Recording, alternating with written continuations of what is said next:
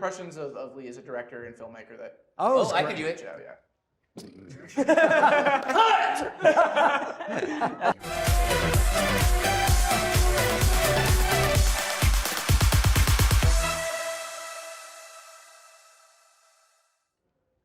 Nimrods team, so good to have you guys in the Variety Studio. Welcome.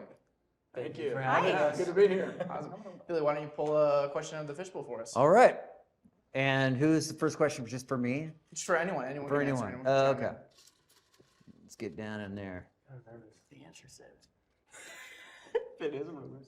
What's a habit someone on set has that you've accidentally started doing in real life?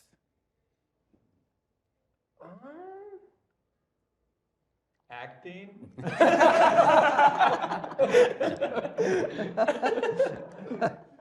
All right, the next one? Yeah, just pull it. Yeah. Okay. These aren't the hard balls? The answer wasn't 7. What IP from your childhood is special? Is that right? IP? IP? Yeah, that's it. Like Oh, okay. franchise. What IP from your childhood is special to you, but nobody else knows about it? I peed on an electric fence one time. I was gonna say Avatar: The Last Airbender, but that's Yeah, a better it answer. kind of felt like it kicked right in the balls. I wouldn't recommend it. Good to know. All right, next one. Here we go. It's going great. Yeah. Swimming. Which are you seeing first? Avengers Doomsday or Dune 3? Double feature. Dune 3. Double feature. I'll probably go Avengers Doomsday. Dune 3, can you smell it? Next one. Here we go. We're gonna Jenna, do every you one of gotta them, Jack. Jack, you're in this now. You can't go anywhere. What niche comic book or story do you think deserves a Hollywood treatment? Ooh. Jughead. Bobby Lee's book. Yeah, here. Bobby Lee's Comic graphic book, novel. graphic That's a good novel. one. Yeah. Does he have a Yeah. graphic novel? Yeah, we found out about it today. Oh Yeah. my God. I know. What a weirdo. It's a Bobby Lee, yeah. What do you know what it's called? I think it's, I want to say it's called Treatment. Is Treatment. that right? It's Bobby Lee's versus something, if I'm not wrong. Yeah. I don't know. All right. Versus Cat Williams. Here we go. Let's see. Here we go.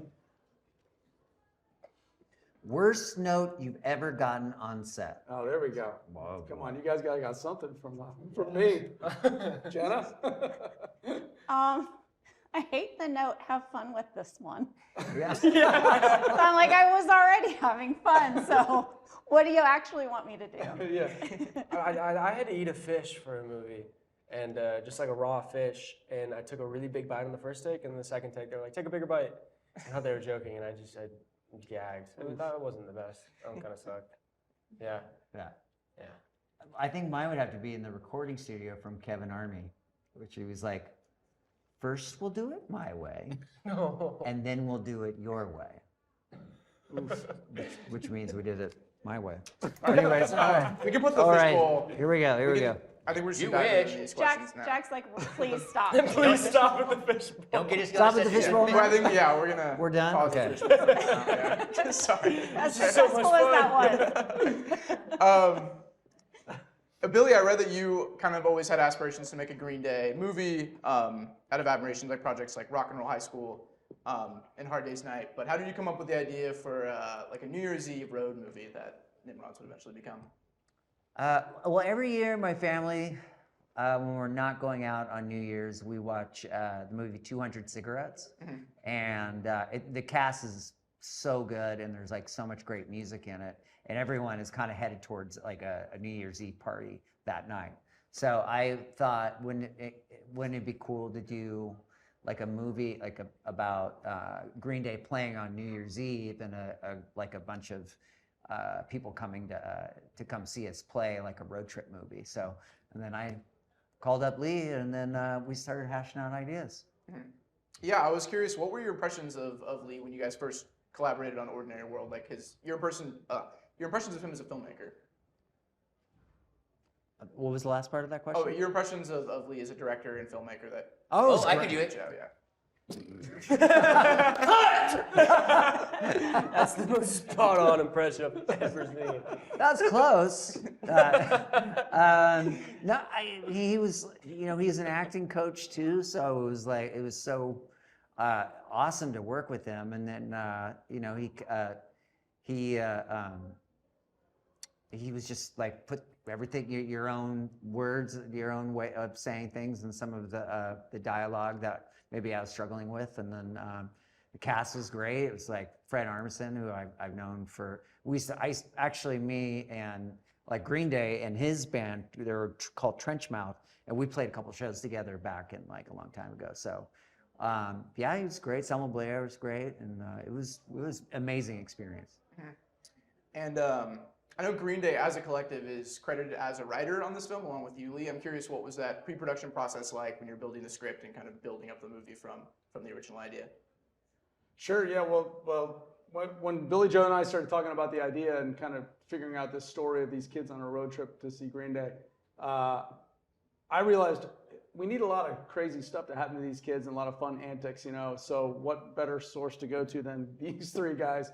So I just started quizzing them about, some stories, some good stuff that happened to them, and then I took those and kind of folded them and twisted them to my sort of fictional story and put them in the script in the movie. Mm-hmm. So. And this cast is full of like not only your family but your friends and former collaborators. I'm curious, what was the vibe like on set, and how did that contribute to kind of like exploration and expansion of ideas that you already had going into? It was really loose. Casting these three young actors, I really wanted them to feel flexible, free, just to create and do what they wanted to do. So I purposely picked a shooting style that allowed them to kind of like play, because it was so important to really feel the authenticity of this band, and also just the youthfulness of them. I wanted to capture that. So it was loose. It was, we kept it really light and had fun, and I think they had fun. Mason, I can confirm I had a lot of fun. And Jenna and Mason, you guys play family members. I was curious if you guys could talk a little bit more It's my about mom. your characters and how you're developed a family dynamic together. Oh gosh, that was so fun. She's the sweetest person on this earth, so it was just so easy. You're already so kind and motherly, so it was so easy to kind of slip into that. And yeah, I just had a lot of fun with you. Yeah, we had a couple of really emotional scenes, and we had to figure out how to do that. Like, it's a very grounding opening to the movie. And it's one of my favorite scenes I've ever shot. Agreed. Is our scene in the kitchen. Yeah, there was something about it that just like, It was special. we were so in it, and we didn't say anything to each other. It was just this connection, and it makes me sad even thinking about it. It was really special. I know. Really cool. I got goosebumps thinking about it too. Yeah, it was really great. So, yeah. And I know this movie, for Green Day, this movie is not based exactly on your story, but more just the vibe of you guys touring and coming up. Was there any moments or things you really wanted included in the film that were important for people to see? I think we got a lot of the stories that parallel what our life was like back in when we were touring in a van. And so, I think those are nice Easter eggs throughout the film that our fans, if you know, it's great. If you don't, it works in the story as interesting and crazy things that happen anyway. When Lee was writing the script, he would call Billy, Mike, and myself and ask, what are some crazy stories from back in the day? Just reminisce and just tell me all some crazy stuff. And then he cooked our actual history into the script. And Mason, what were some of your personal points of inspiration when fleshing out your character and also your band, Analog Dogs? Yeah, it was so fun we had a lot of time in pre-production, me, the cast, and Lee, just to talk it out and go through scenes and change some stuff. And just rehearse together as a band, I think really helped with keeping that close-knit, relationship and see, because I really wanted to, I think Lee and everybody especially just wanted to see this group that looked like they've been friends for since they were kids, and they built this up by themselves, and they have this dream, and they'll stop at nothing to get to it. And just having the prep time to do that and build that chemistry in that family in the band was a lot of fun for me. Mm-hmm. And then what was that first day shooting when you were performing with the band for the first time? What was that like? Yeah, it was. I have no words. It was so cool. Every day on this set was like, it was such a twist, and it was such a turn in the best way possible. And I made so many cool memories that I'm gonna cherish forever. And now I have it in a movie, so it's pretty dope. And then did you get any advice from going punk from Green Day, from these guys? I got a video from this guy telling us to go completely nuts, and it was all I needed. I was curious, how did some of the original music kind of come together for the film? I know for Analog Dogs or even just the soundtrack. For the music? Mm-hmm. Well, Lee picked the majority of the music for the Green Day stuff, and then my son Jacob Armstrong, he wrote a couple of songs for the Analog Dogs. So much help. Yeah. So much help. And McKenna, she has one song in there, and then like it's great because like Weston is playing drums in one of the scene with my son playing guitar for McKenna's band, so it was really cool.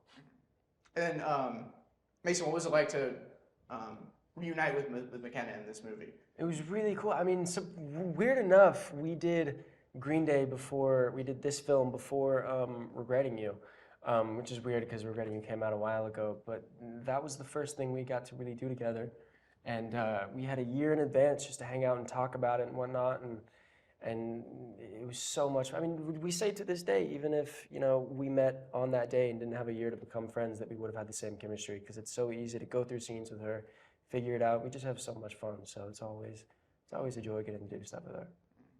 And this movie's been on the press tour, it's been the festival circuit, and it's coming out, I guess, just in a couple weeks. What do you guys hope audiences get from this movie? Like, what do you hope they kind of learn, or not learn, but just like experience when they go see Nimrods?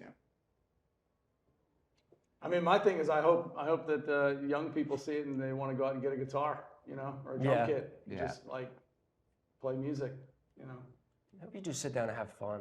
Like, you just go into it, bring your friends, and just enjoy the experience, because it's a wild ride, and there's so much heart to it, there's so much fun, and the music's incredible, and I think Green Day fans, or anybody in general, can really enjoy this movie for a lot of reasons, so, yeah. And I think Mason's fans are going to really enjoy it too. Mason, do you think you'll keep up the music after this whole experience? 100%. I mean, I sang a lot when I was a kid, but doing this job is the first time I picked up an instrument. So whenever I get back home, I'm taking a little bit of a break, and I can finally just like pick it up and start playing, which I'm really excited about. So, yeah. Cool. Well, thank you guys. That's all I got for you. Thank you so much for joining the Variety Studio. I appreciate Thanks, it. man. All right, Can we get some more fishbowl questions?